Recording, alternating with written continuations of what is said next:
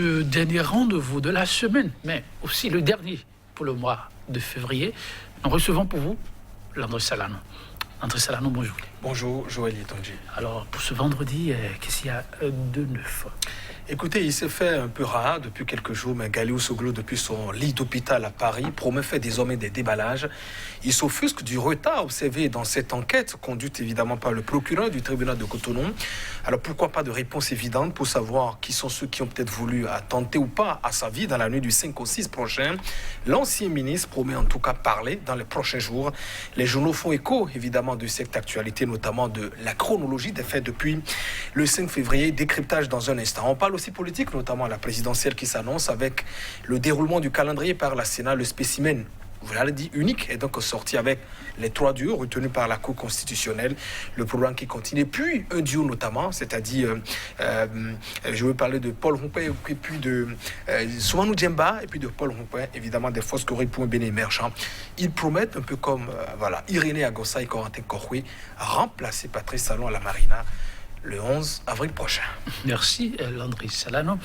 Oui, le rêve, c'est le début des grandes réalisations. On va y aller. On démarre avec quel quotidien?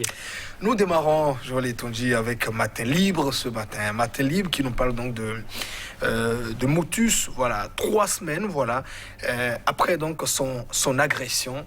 Galiou Soglo promet donc des déballages, L'ancien ministre Bouniaï est toujours hospitalisé sur son lit d'hôpital à Paris, où il s'est fait donc extraire la balle dans sa cage thoracique, la balle qui était donc logée, en tout cas en croit le dossier médical, près du cœur. Lui, son véhicule qui a été donc criblé de balles, c'était donc dans la nuit du 5 au 6 février dernier, disons dans la commune d'Abomey-Calavi, près de Zivier. Et puis, autre actualité, toujours à la une du journal, présidentielle de 2021, au niveau des démocrates, une synergie d'action s'impose, nous dit le journal Matin Libre, qui appelle sans doute à revoir un peu la stratégie au niveau de ce parti politique. Et recrudescence du coronavirus, vous avez la possibilité de découvrir le message du maire de Cotonou, Luc Setonji Atroko, en sa qualité de président de l'ANCB au maire du Bénin. La dépêche nous parle du processus électoral, avec ses propos de Maître Sadiko Alao, le président de l'ONG GERDES Afrique, qu'on connaît très bien sur les réseaux sociaux. Le Bénin vit une gouvernance autoritaire, affirme l'avocat, l'homme en touche. La tribune relayée par le quotidien La Dépêche qui nous parle aussi de ses recommandations et puis résolutions de la table ronde des médias. La presse béninoise amorce, en tout cas on croit le journal, un tournant décisif. La Nation, le quotidien de service public, nous parle du bulletin unique à la présidentielle d'avril prochain.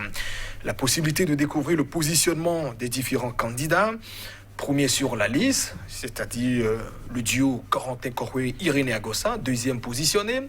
Soumanou Djemba également de Paul Rompé. Et puis le troisième, c'est Patrice Talon et sa colistière, Mariam Chabita Latazimé. Et puis toujours à la une du journal La Nation, Alassane Soumanou, après donc son investiture. Voilà, FCBE qui a donc investi son duo, c'était hier. Attention, le duo promet, nous sommes déjà au portail de la Marina, à en croire le duo Foscori.Bénin émergent.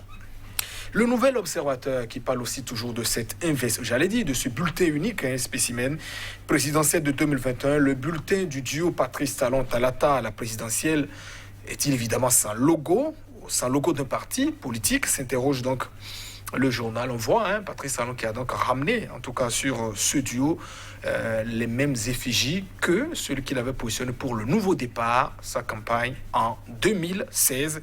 Et au journal de s'interroger, est-ce que, évidemment, pour le logo du duo, il n'y a pas, évidemment, d'effigie de partis politiques.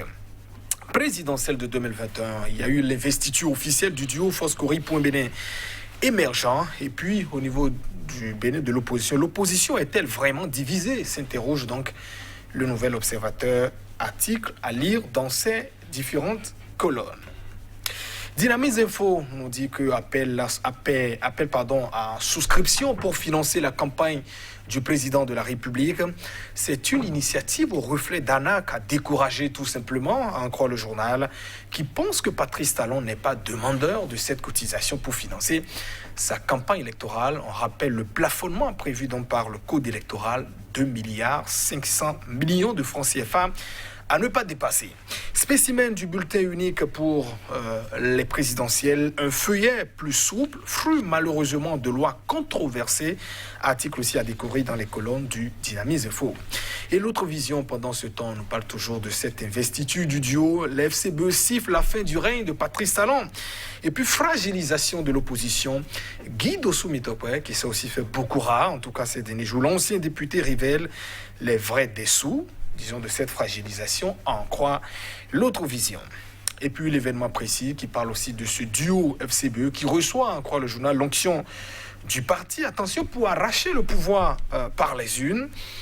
Voilà ce que nous dit donc le journal. Voilà. À l'heure où je vous parle, cette citation de Soumanou Djemba, voilà, le candidat au poste de président de la République. Citation, à l'heure où je vous parle, nous sommes déjà aux portes de la Marina. Voilà, citation de Alassane Soumanou Djemba. Et puis l'Audace Info qui parle de Sébastien Adjavon dans sa posture d'homme d'État au mérite singulier, d'un bonhomme, voilà, internationalement reconnu. Sébastien Germain Adjavon pour la vraie liberté, nous dit donc l'Audace Info dans sa parution du jour. Et puis, le potentiel, pendant ce temps, nous parle donc de la coordination de campagne électorale autour de Patrice Talon. Bruno Amosso est rangé dans le placard de la mouvance présidentielle, en croit le journal.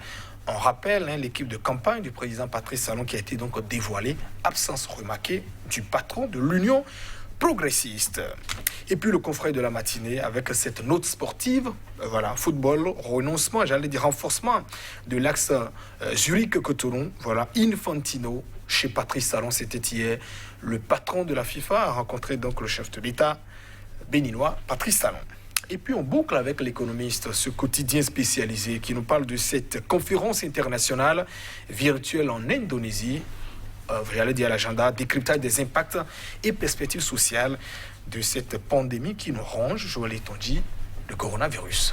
Merci Landry Salano. Nous allons démarrer avec Matin Libre, sa manchette.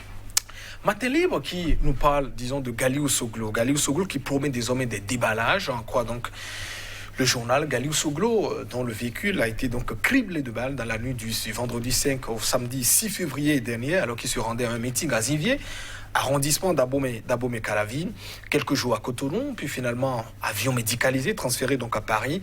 Selon le scanner et notamment les informations proches du dossier médical, une balle se serait donc logée auprès évidemment de son cœur.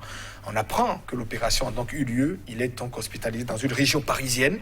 L'opération a lieu. Voilà, la balle a été donc extraite, voilà, de sa cage thoracique. Et puis Galiou Soglo qui dit désormais depuis son lit d'hôpital qu'il fera un peu des déballages. Alors on parle un peu rapidement de la chronologie de ces faits. Juste après, une information avait donc été ouverte. On a vu le procureur de la République monter au créneau pour faire un peu le point. Je veux parler du tribunal, près le tribunal de Calavi, pour faire un peu le point, disons, de ces différentes informations. Une information pour tentative, j'allais de braquage et tentative d'assassinat ou de meurtre avait été donc, ouverte, évidemment. Et puis, quelques jours après, le procureur est revenu un peu se plaignant, disons, de la non-collaboration de la victime, Galiou Soglo, parce qu'évidemment, en croit le chef du parquet d'Abomey-Calavi, l'enquête n'évoluerait pas parce que Galiou Soglo, la victime, ne collaborait pas, évidemment, franchement. Alors, donc, l'intéressé avait aussi réagi, notamment son équipe de communication, à travers un communiqué également diffusé sur les réseaux sociaux. Il parlait évidemment il balait du revers de la main, les propos du procureur pour dire qu'il avait donc répondu à toutes les questions qui lui avaient été donc posées. Alors 2 semaines après cette réaction, il revient cette fois-ci pour dire qu'il s'offusque de la lenteur qu'observe en tout cas, ce dossier, parce que pour lui, il y aurait des fake news, des fausses informations qui sont distillées pour faire croire, disons, à un complot de la part même de la victime pour pouvoir, je ne sais pas dans quelle intention. Alors, il dit que désormais, dans les prochains jours, il parlera, il dira les dessous de tout ce qui s'est passé parce que quiconque que lui ne pourra donc apporter les détails sur tout ce qui s'est évidemment passé. Alors, côté analyse, bien qu'on reconnaisse, j'allais dire un peu cette envie, en tout cas de la victime, de voir beaucoup plus cette enquête évoluer et qu'on ait donc les éléments nécessaires. Évidemment, il faut aussi quand même rappeler que quand on parle aussi d'enquête, il faut quand même parfois aussi des éléments, en tout cas en entourer, pour recueillir sincèrement, évidemment, toutes les preuves pour arriver donc à la manifestation de la vérité. Ce sont des principes classiques, évidemment, qui existent. Je ne justifie pas une certaine lenteur au niveau de la justice, mais je dis, évidemment, ce sont aussi sans doute des éléments à prendre en compte pour la manifestation de la vérité. Je pense profondément, c'est quand même une affaire qui mérite quand même d'être élucidée à la fois pour sa sécurité, pour notre sécurité, pour la sécurité également des dirigeants, parce que quand on est quand même dans un état de droit, il faut penser quand même à mieux vous sentir à l'aise. C'est dit, Joël Etonji, côté conclusion, que sans doute c'est un feuilleton qui nous réserve encore beaucoup d'épisodes pour les prochains jours. En tout cas, on verra où finira, disons, cette bataille entre sans doute le parquet, la justice et puis cette victime, pour le moment, lui qui est donc candidat déclaré, recalé tout de même pour cette présidentielle, même s'il a toujours promis, quoi que la Sénat ou la Cour constitutionnelle fasse, je serai présent au niveau de cette élection. On suit que des déclarations. Une autre politique, puisque vous finissez là, pourquoi pas avec l'événement précis qui accorde sa manchette et beaucoup de précision à cette investiture du duo du parti FCBE. Oui.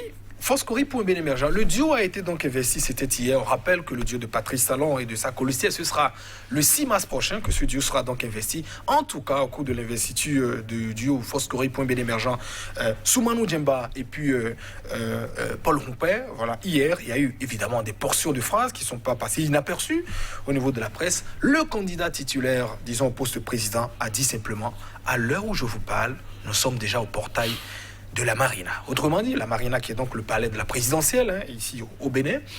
Voilà, donc Soumanou Djemba qui promet également un peu comme Corentin Coroué et puis Irénée Agossa, remplacer, Joël Etonji, Patrice Talon et sa colistière, en tout cas, j'allais dire, à l'issue de ce scrutin qui va donc se tenir, une fois encore le parti, qui n'en déplaise en tout cas à tous ceux qui le croient, se réclame une fois encore de l'opposition, qui pense évidemment jouer pleinement son rôle et, j'allais dire, aller conquérir le pouvoir d'État. Et d'ailleurs, vous savez, quand on dit qu'on est au portail, il ne reste que quelques marches quand même pour s'installer au niveau du bureau de Patrice Talon. On verra en tout cas, on se gave tout de même de beaucoup de déclarations depuis quelques jours, à la fois de ces deux partis qui font face donc à Patrice Talon, des partis, il faut quand même le dire, à travers plusieurs analyses et notamment des contours, qu'on voit évidemment que on tend beaucoup plus à des candidats beaucoup plus choisis, avec qui on va donc en compétition. Eux, ils le contestent notamment en disant, vous verrez sur le terrain comment nous ferons donc du travail. Alors, est-ce que c'est une plaisanterie? FCB dira sans doute, nous avons